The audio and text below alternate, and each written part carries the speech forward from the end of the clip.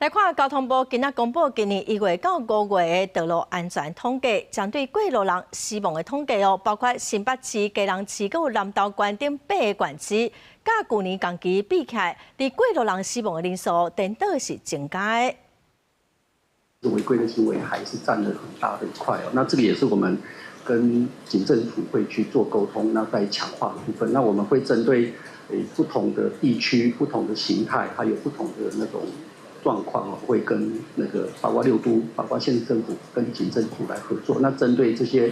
比较容易发生的地点、容易发生的状况来做加强。